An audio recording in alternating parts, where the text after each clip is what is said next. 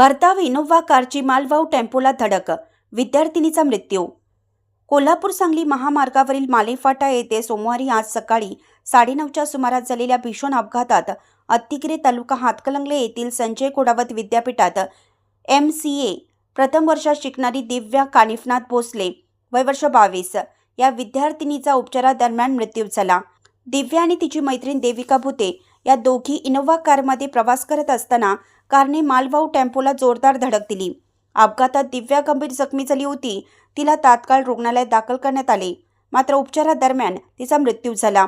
देविका भुते हिच्यावर कोल्हापूरमधील एका खासगी रुग्णालयात उपचार सुरू असून तिची प्रकृती चिंताजनक असल्याचं सांगितलं जातं। स्थानिक पोलिसांनी घटनास्थळी धाव घेऊन पंचनामा केला असून पुढील तपास सुरू आहे। अशा बातम्या पाहण्यासाठी लोकहिरा न्यूज चॅनलला सबस्क्राईब करा, लाईक करा, शेअर करा। तसेच www.lokiranews.com ला भेट द्या। धन्यवाद।